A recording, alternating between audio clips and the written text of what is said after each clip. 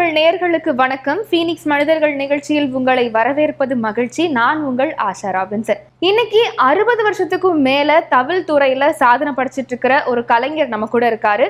அரசவை கலைஞரா இருந்திருக்காரு. அது மட்டும் இல்லாம தவில் துறையில முதல் பத்மஸ்ரீ அவார்டையும் இவர் தான் வாங்கியிருக்காரு. இன்னைக்கு நம்ம கூட கலைமாமணி ஹரித்வரமங்கலம் ஏ.கே. பழனிவேலையா தான் இருக்காங்க. வணக்கம். வணக்கம். எப்படி இருக்கீங்க? நல்லா இருக்குமா.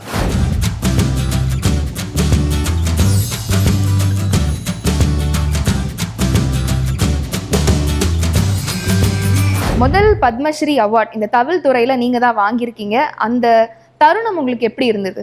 பெரியவங்களோட வாழ்த்துக்களும் ஆசீர்வாதங்களும் இந்த துறையில் உள்ளவங்களுடைய பரிபூர்ணமாக எனக்கு கிடைச்சதுங்கிற ஃபீலிங் இருந்தது. அது காரணம் என்னன்னு கேட்டிங்கன்னா, முதல் நாள் பத்மஸ்ரீ அவார்டு வாங்குறதுக்கு முதல் நாள் தமிழ் சங்கத்தில் டெல்லியில் அவார்டு கொடுத்தாங்க. அப்போ சுப்புடுங்கிற ஒரு பெரிய விமர்சகர் தெரியும். உன்னை எதுக்கு கூப்பிட்டோம் தெரியுமான்னு கேட்டார். சொல்லுங்கள் அப்படின்னு. அவர் எங்களுடைய முன்னோர்கள் இருக்காங்க இந்த துறையில். நீடாமங்கலம் மீனாட்சி சுந்தரம் பிள்ளை, நாச்சார்கள் ராகவ பிள்ளை, வழங்கிமான் சமூகந்தரம் பிள்ளை, இங்கே குருநாதர் திருச்சியாரி முத்துக்குமாரசாமி, இவ்வளோ பெரிய தவிழில் நான் கேட்டிருக்கேன்.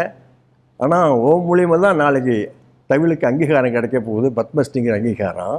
இதெல்லாம் எதுக்கு கிடைக்க தெரியுமா அப்படின்னாரு. அவ்வளோ பேர் சேர்ந்து உன்னை வாழ்த்து எங்கள் எல்லாரும் சார்பாக இந்த துறைக்கு நீ வாங்கிக்கன்னு சொன்னதுனால தான் உனக்கு கிடைக்குதுன்னாரு. அப்போ தான் நினச்சிக்கிட்டேன், பெரியவங்களுக்கு உள்ளன்போடு நம்ம மரியாதை கொடுத்தோம்னா அதனுடைய பலன் இருக்குது அப்படி. அந்த மாதிரி ஃபீலிங் அது தமிழ் துறைக்கே கிடைச்சா நினைக்கணும், எனக்கு கிடைக்காத நான் நினைக்கல. இப்போவும் எது கிடைச்சாலும் அப்படி தான் நினச்சிக்கிட்டு இருக்கேன். உங்களுக்கு இந்த தவில் மேலே எப்போ இருந்து ஆர்வம் வந்தது? எங்கள் ஊர் ஹரித்வரமங்கலம் ஊர் கோவிலில் போய் நான் வாசித்தேன். ஏன்னா எங்கள் அப்பா வாசிப்பாங்க. அப்போ எங்கள் அப்பா சொன்னாங்க வாசிக்கப்படாதுன்னாங்க. எங்கள் அம்மா கேட்டாங்க, எதுக்கு அவனை போய் இவ்வளோ ஆர்வமாக இருக்கான் வாசிக்கப்படாதுன்னு சொல்கிறீங்கன்னு. இல்லை, இந்த ஊரில் வித்வான் ஆய்வு எந்த ஊருக்கு போய் வாசிக்க போகிறான் அப்படின்னு. இங்கே தான் பஸ்ஸும் கிடையாது, ஒன்றும் கிடையாது அப்படின்னு எல்லாமே பிடிவாதமாக சொல்லி தான் கொடுத்தவொன்னே எங்கள் அம்மா, எங்கள் ஊரில் உள்ள பெரிய மனிதர்கள் எல்லாம் சிபாரிசு பண்ணதுக்கப்புறம் எனக்கு எங்கள் அப்பா சொல்லிக் கொடுக்க ஆரம்பித்தாங்க. எப்படி சொல்லிக் கொடுக்க ஆரம்பித்தாங்க தெரியுமா? எது எது வராதோ அதெல்லாம் சொல்லி கொடுத்தாங்க. அதுக்கு என்ன காரணம்னா, அது மேலே வெறுப்பு எனக்கு ஏற்பட்டுன்னு. அதுக்கு மீறி நான் வாசிக்க ஆரம்பித்ததுக்கப்புறம் தான் கொண்டு திருச்சியில் கொண்டு என்னை பயிலுறதுக்கு விட்டாங்க. அதுக்கப்புறம் தான் வாசிக்க ஆரம்பித்தேன். நீங்கள் ஏறின முதல் மேடை உங்களுக்கு கொடுத்த அனுபவம் என்ன? அந்த தருணத்தை பற்றி சொல்லுங்கள். இது நிறைய பேர் இது மாதிரி கேள்வி கேட்குறாங்க. எனக்கு மேடையெல்லாம் இல்லை. எங்கள் குருநாதர் என்னை சேர்த்துக்கிட்டு வாய்ச்சாங்க. எங்கள் குருநாதர் அப்பா கூட, என்னடா இவன் இவ்வளோ சின்ன பிள்ளையா இருக்கான், இவனை போய் சித்தியை கொண்டு வந்திருக்கிய இவன் அப்படின்னு சொல்லி. அப்படி காலத்தில் அவங்க என்ன பண்ணாங்கன்னு கேட்டிங்கன்னா, நவராத்திரி ஃபெஸ்டிவல் ஒன்று நடந்தது அங்கே. அதில் எனக்கு வந்ததை மாதிரி எனக்கு சொல்லி கொடுத்து அவங்க கூட வாசிக்க வச்சாங்கல்ல, அதுதான் முதல் கச்சேரி. அதுதான் என் வாழ்க்கையில் மறக்க முடியாது. குருநாதர் கூட வாய்ச்சது கலைமாமணி திருச்சேரி முத்துக்குமாரசாமி பிள்ளை, அவங்க தான் என்னுடைய குருநாதர். இந்த 60 வருஷ தவில் துறை பயணத்தில் உங்களுக்கு உங்கள் மனசை தொட்ட ஒரு விஷயம் அப்படின்னு இருந்தால் அது என்ன சொல்வீங்க? ஒவ்வொரு கச்சேரியும் மனதை தொட்டது தான். ஒவ்வொரு கச்சேரியுமே எங்களுக்கு எக்ஸாம் தான். அந்த பரீட்சையில் பாஸ் பண்ணிகிட்டே இருக்கிறது தான். அதுக்கு என்ன வேணும்னு கேட்டால், ஆண்டவனுடைய அனுக்கிரகமும் குருநாதரோட ஆசையும், செய்கிற தொழிலை நேசிச்சுக்கிட்டு இருந்தோம்னா அந்தந்த இடத்துல பாஸ் பண்ண வைக்கும். என்னை பொறுத்தவரையிலையும் எந்த கச்சேரிக்கு போனாலும் கச்சேரி நல்லா இருக்கணும். இந்த தொப்பி சொல் அப்படின்றது ரொம்ப ஃபேமஸ் அப்படின்னு சொன்னாங்க. அதை எங்களுக்காக கொஞ்சம் வாசிச்சு காட்டுறீங்களா? நான் ஒரு கச்சேரியில் தொப்பிலேயே தனியாக வாய்ச்சிருக்கேன். 2 இடத்துல வாய்ச்சிருக்கேன். ஒன்று திருவாரூர் மும்மூர்த்தி விழாவில் தனி வாய்ச்சிட்டே இருக்கும்போது தவளை இந்த பக்கம் தானாக கிழிஞ்சிடுச்சு. தனி பாதியில் நிற்குது. வேற ஒரு தவளை கொண்டாந்து கொடுத்தாங்க, அதுலேயும் கிழிஞ்சு போச்சு. தனி பாதியில் நிற்குது. அந்த சைடுக்கு பேர் தொப்பின்னு சொல்றீங்க.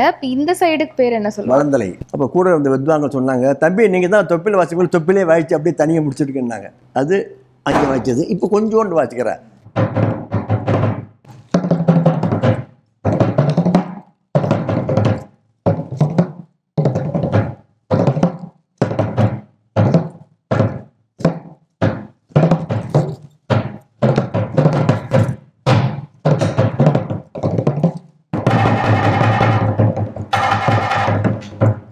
கேட்கறதுக்கே நல்லா இருக்கு. இப்போ இது ஃபுல்லா தவில்னு வாசிச்சுதான் உங்களுக்கு பழக்கம் இருந்திருக்கும் இல்லை? இந்த தொப்பியில மட்டும் வாசிக்கிறது அப்படின்றது ஆல்ரெடி பழகி இருந்தீங்களா, இல்லை அந்த இடத்துல தான் உங்களுக்கு தோணுச்சா? பெரியவங்களாம் தொப்பியில் வாய்ச்சிருக்காங்க. அது அப்படின்னா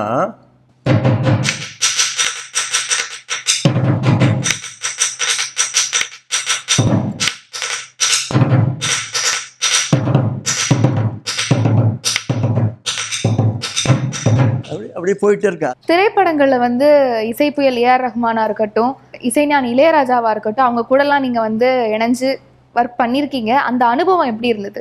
என்னை பொறுத்தவரையிலையும் கூப்பிட்டாங்க, வாசிக்க போனேன். கண்ணோடு காண்பதில்லை அந்த பாடு. அப்போவும் என்ன சொன்னார், யார் இருக்கவன் சார், ரெக்கார்டிங்காக முடிஞ்சிச்சு, எப்படி வாசிக்கணும், ஏன்னா அவங்கள வாசி போனோம்ல, இந்த பாட்டெல்லாம் முடிஞ்சு நீங்கள் எப்படி வாசிக்கணும் வாசிச்சிங்க நான் பார்த்துட்டு அப்படின்னா என்ன என் மேலே நம்பிக்கை தானே. அப்போ நான் கேட்டதுன்னா உங்களுக்கு எப்படி வாசிக்கணும்னு சொல்லுங்கள், அப்படி வாசிங்க. அதே மாதிரி தாரத்தப்பட்டேன் அந்த படத்தில் எனக்கு ரொம்ப ஆத்மா சகோதரர் யார், இசைஞானி இளையராஜா.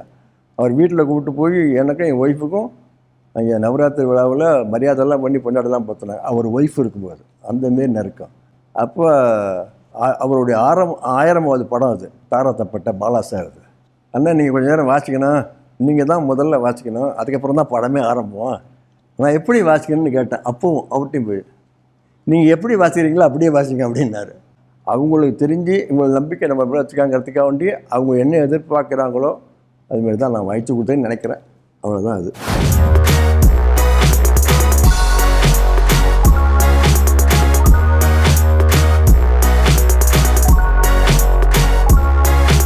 இந்த அரசவை கலைஞர்கள் அப்படின்றதெல்லாம் வந்து படத்துல தான் பார்த்துருக்கோம். எங்க காலத்துலலாம் அதெல்லாம் வந்து நாங்கள் பார்த்ததே கிடையாது. படங்களை பார்த்து தான் தெரியும். பழைய காலத்து படங்கள் எல்லாம் அரசவை கலைஞர்கள்னு சொல்லுவாங்க.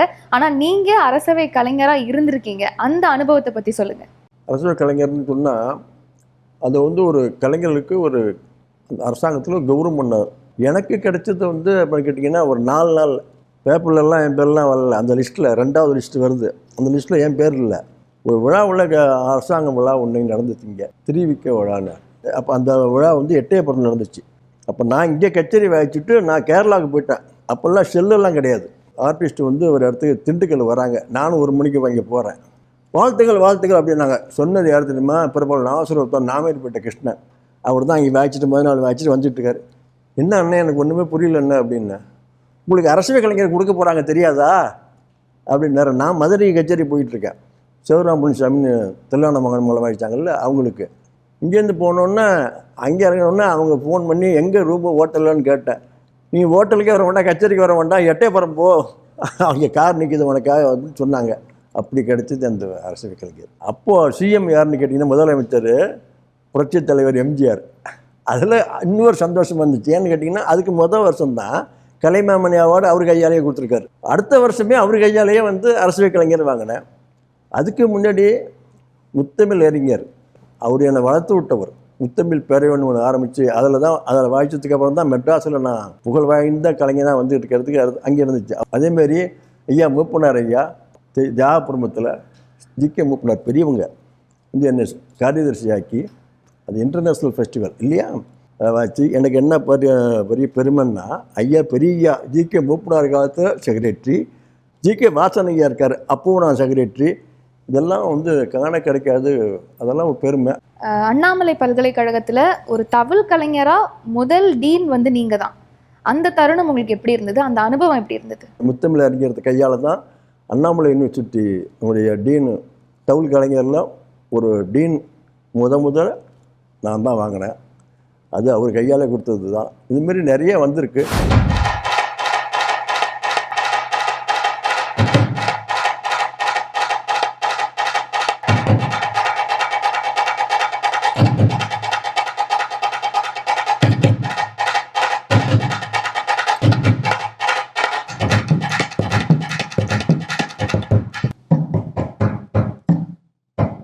இப்போ ரீசெண்டாக வந்த படத்தில் சர்க்காரு வாரி பாட்டான்ற படத்தில் கலாவதின்ற பாட்டு இப்போ கூட யூடியூப்ல 7ஆம் நம்பரில் இருக்குது ட்ரெண்டிங். அதில் தமன் மியூசிக்கில் நீங்கள் நடிக்கவும் செஞ்சுருக்கீங்க. அதில் அந்த அனுபவம் எப்படி இருந்தது? பெரிய பையன் அவன் ஃபோன் பண்ணான், இதுமாரி படத்தில் வந்து வாசிக்கிறது கேட்குறாங்கப்பா. நான் வெளியூரில் இருந்தேன், என்ன பண்ணான்னா இதுமாரி தமன் மியூசிக்கு தெலுங்கு படம் வாசிக்கின்றேன். அதே மாதிரி அவரையும் கேட்டேன். அவரை கேட்ட பையனை விட்டு என்ன அவருக்கு எதை மாதிரி வாசிக்கிறேன்னு கேள்வி. நான் என்ன மாதிரி வாசிக்கணும் பெரிய பிள்ளை, அவர் தான் டைரக்டர். அதனால் அவர் சொன்னதை வாய்ச்சி கொடுத்துருக்கேன். அது ஆண்டவன் கொண்டாடுறதுல ஹிட் ஆகிட்டுன்னு சொல்கிறாங்க. நான் பாட்டெல்லாம் கேட்டதில்லை. எங்களுக்காக அந்த டியூன் மட்டும். அப்போ நீ பாடினீன்னா வாசிக்கலாம். ஒன்றை மாதிரி எப்படி வரணும்னு கேட்டிங்கன்னா,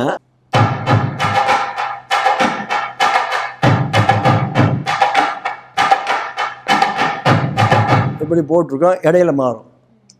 இதுதான் பேசிக். எது நான் வந்து முதல்ல கேட்ட மாதிரி தவில் அப்படின்னாலே நாதஸ்வரம் கூட தான் வந்து பெஸ்ட்டாக இருக்கும் அப்படின்ற ஒரு கான்செப்ட் இருக்குது. ஆனால் உங்களுடைய ஃபியூஷன் கச்சேரிகள் எல்லாமே நீங்கள் வந்து தவில் கூட வயலின், சாக்ஸோஃபோன், ஃப்ளூட்டு, மேண்டலின் இந்த மாதிரி இன்ஸ்ட்ருமெண்ட் கூட அக்கம்பெனி பண்ணி வாசிக்கிறீங்க. இது எந்த அளவுக்கு சாத்தியமாகுது? அதாவது ஏதாவது சாதனை பண்ணணும்னு நினச்சா எந்த துறையாக இருந்தாலும் முதல்ல எப்படி இருந்தால் சாதிக்கலான்னு ஒன்று தெரிஞ்சுக்கணும். சாதிக்கிறேன்னு சொல்லிட்டு சும்மா இருந்தால் சாதிக்க முடியாது. அப்போ இதுக்கு என்ன கேட்டிங்கன்னா, உங்களுக்கு வந்து இந்த வால்யூம் தான் ரொம்ப கண்ட்ரோல் பண்ணணும். ரெண்டாவது வந்து கச்சேரியில் போகும்போது தனியாவர்த்தனங்கிறது தனியாக நாங்கள் வந்து வாசிக்கிறது. அதே நேரம் பாட்டுக்கு வாசிக்கும்போது ஒரு பிரபல ஒரு பெரிய வித்வான் ஒரு ரொம்ப வருஷத்துக்கு முன்னாடி என்ன ஒரு கேள்வி கேட்டார். சரின்னு சொல்லிட்டு இப்போ நீ கேட்டப்பாரு அதே கேள்வியை பாட்டு மாதிரியே வாசிக்கிறதா இல்லைனா பக்குவமாக வாசிக்கிறதா அப்படின்னு கொஸ்டின். நான் சொன்னேன் அது பாட்டை பொறுத்து இருக்குன்ட்டேன். சபாஸ் மாப்பிள்ளைன்னாரு. கேட்டவர் யார் தெரியுமா? மதுரை சோமசுந்தரம் பிள்ளை.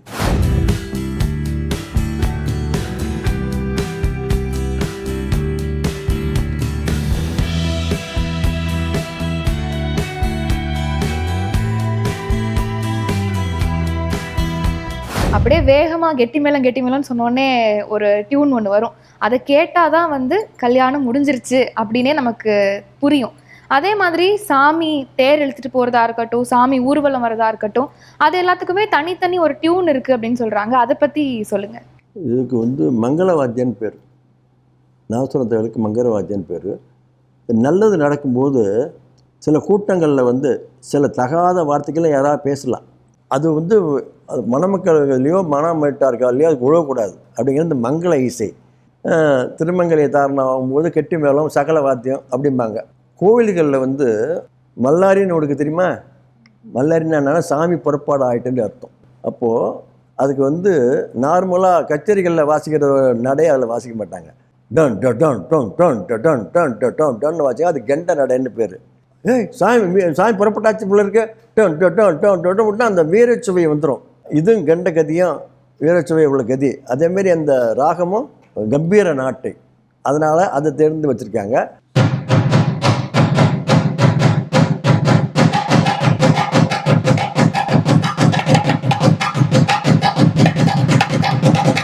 அப்படி போயிட்டுருக்கோம்.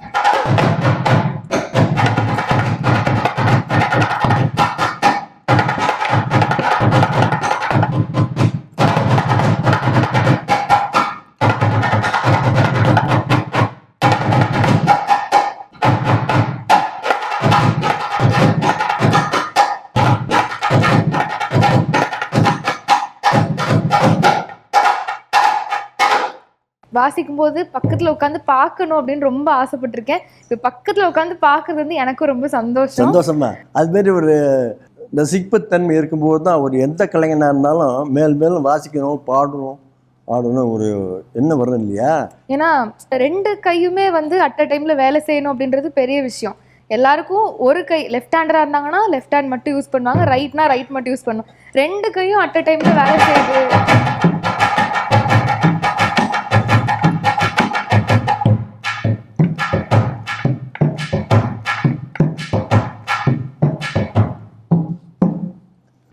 நல்லா இருக்கு, பார்க்கறதுக்கும் நல்லா இருக்கு, கேட்கறதுக்கும் நல்லா இருக்கு. இந்த இடத்துக்கு வர்றதுக்கு, இவ்வளோ சாதனை படைக்கிறதுக்கு நிறைய சவால்கள் சந்திச்சிருப்பீங்க. கஷ்டப்படாம எதுவுமே கிடைக்காது. நீங்களும் நிறைய கஷ்டப்பட்டிருப்பீங்க, நிறைய சவால்கள் சந்திச்சிருப்பீங்க. சிரிச்சுக்கிட்டே இருப்பேன். வளர்ச்சி கறிக்குறி இன்னமும் அப்படி தான். அதாவது ஒன்று சொன்னால் நீங்கள் நம்பணும். எங்கள் அப்பா என்னை தவுள் வாசிக்க வேண்டாம்னு சொன்னாங்கன்னு சொன்னேன்ல, அதே எங்கள் அப்பா என் பிள்ளை கச்சேரி நடக்குது போய் கேட்டு வரேன்னு சொல்லிட்டு எங்கள் அம்மா கிட்ட கேட்டாங்களாம்.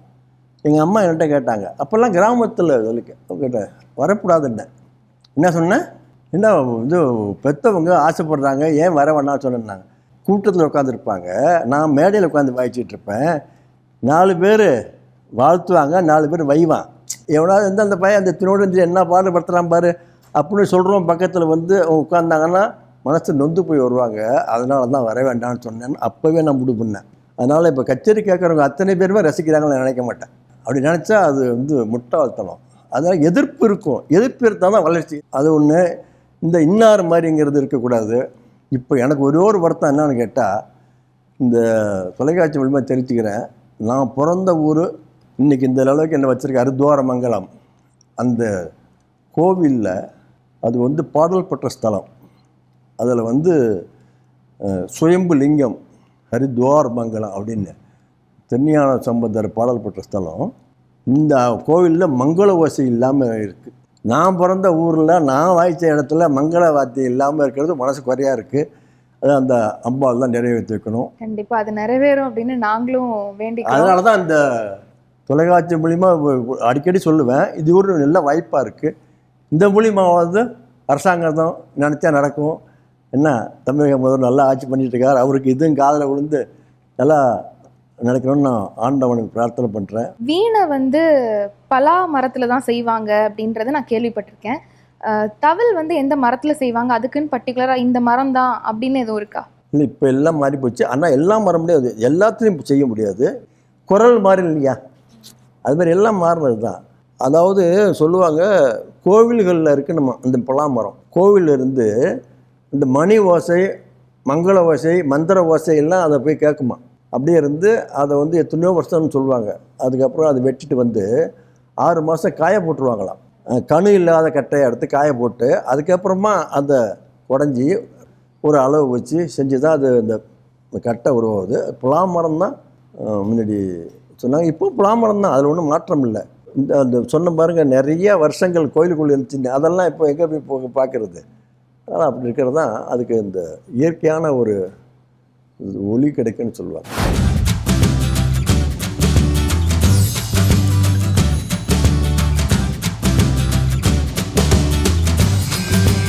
மைக்கேல் ஜாக்சன் வந்து அவரோட கான்சர்ட்டில் உங்களை வாசிக்க வைக்கணும் அப்படின்னு சொன்னதாக ஒரு தகவல் இருந்தது. அதை பற்றி நீங்கள் என்ன நினைக்கிறீங்க? அதுவும் சந்தோஷமாக நினச்சேன். ஆனால் நான் நிகழ்ச்சியில் நான் போக முடியல.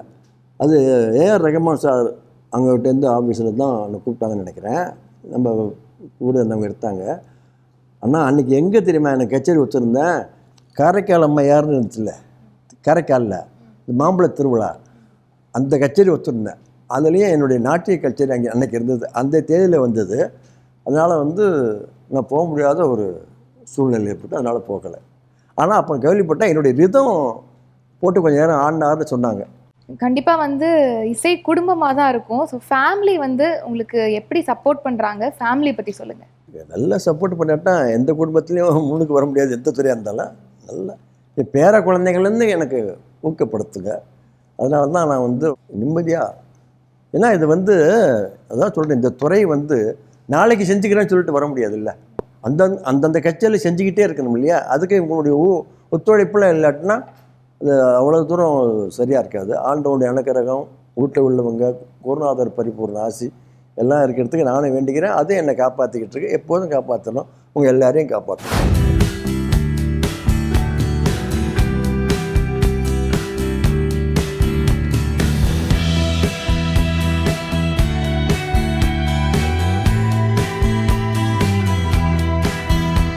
திருவையாறு ஆராதனை விழாவில் நீங்கள் இப்போவும் செக்ரட்டரியாக இருந்துட்டுருக்கீங்க, 30 வருஷத்துக்கு மேலவும் இருந்துகிட்ருக்கீங்க.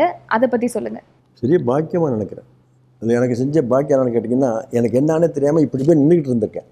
அப்போல்லாம் வந்து டிவியெல்லாம் கிடையாது, இன்னும் ரேடியோவில் வாய்ச்சா பாடினா ரிலே பண்ணுவாங்க. அப்போ போய் ப்ரோக்ராம் பத்திரிக்கைலாம் கிடையாது. அப்போ போய் எப்போ கூப்பிட்டு வாசிக்க சொல்லுவாங்க அப்படின்னு நின்றுக்கிட்டு இருந்த காலம். அப்படி இருந்து உண்மையாக நின்றுக்கிட்டு இருந்ததுனால தான் அந்த சுவாமிக்கே தியாகபுரமத்துக்கே நான் வந்து ஒரு காரியத்தை சேர்ந்து சேவை செஞ்சிட்ருக்கிறது ஒரு பாக்கியம் கிடச்சிருக்கு. அதுக்கு பெரிய காரணம் என்ன கேட்டால், ஐயா டி.கே. மூப்பனார் ஐயா, அதுக்கப்புறம் ஜி.ஆர். மூப்பனார் ஐயா, அதை ஏதாவது கொஞ்சம் கூட மிஸ்யூஸ் பண்ணக்கூடாது, அதை சரிவர நான் செஞ்சுக்கிட்டு இருக்கேன்னு நினைக்கிறேன். அதனால் அந்த பகவானை இன்னும் வச்சுக்கிட்டு இருக்கார் அந்த பதவியில்.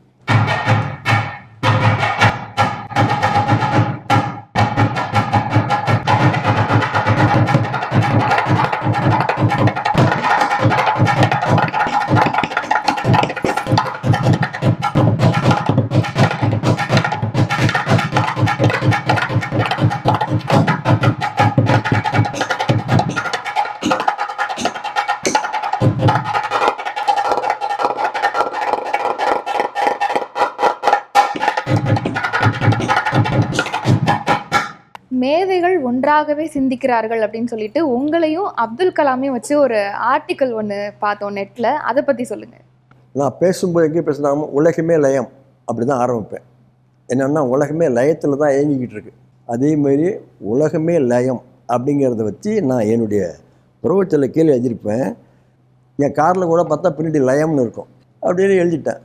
அப்போ 2005 வந்து தமிழிசை சங்கத்தில் இசைப்பேரறிஞர் பட்டம் கொடுக்கறதுக்கு ஐயா அப்துல் கலாம் வந்திருக்காங்க போல இருக்கு. அவங்க விஞ்ஞான ரீதியாக உலகமே லயத்தில் இயங்குது அப்படின்னு சொல்லியிருக்காங்க போல இருக்கு. இந்த அதில் கட்டம் போட்ட செய்தியில் மேதைகள் ஒன்றாகவே சிந்திக்கிறார்கள் அப்துல் கலாமும் அர்த்வாரமும்.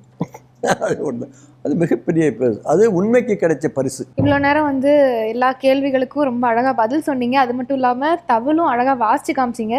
எனக்கெல்லாம் வந்து தவில் வாசிக்கும் போது கையை பார்க்கணும் அப்படிங்கிறதே பெரிய ஆசை. இவ்வளோ நேரம் அதான் உட்காந்து பண்ணிட்டும் இருந்தேன் பக்கத்தில். அதுவே எனக்கு ரொம்ப சந்தோஷம். பக்கத்தில் உட்காந்து பார்த்துட்டு இருந்ததே பெரிய சந்தோஷம். உங்கள் இசை பயணம் இன்னும் தொடர்றதுக்கு எங்களோட வாழ்த்துக்கள். இன்னும் நிறைய சாதனைகள் நீங்கள் பண்ணணும் அப்படின்னு நாங்களும் வேண்டிக்கிறோம். நன்றி. வணக்கம். அதேமாரி உன்னை உடம்பை கேட்டால் நீனும் பாட்டு கற்றுக்கிறேன்னு சொன்னேன். அதுமாரி மிகப்பெரிய கலைஞராக வர்றதுக்கு என்னுடைய மனப்பூர்வமான வாழ்த்துக்கள். நன்றி. நன்றி ஐயா. வணக்கம்மா. வணக்கம்மா. மீண்டும் இன்னொரு ஃபீனிக்ஸ் மனிதர்கள் நிகழ்ச்சியில் சந்திக்கலாம். நன்றி.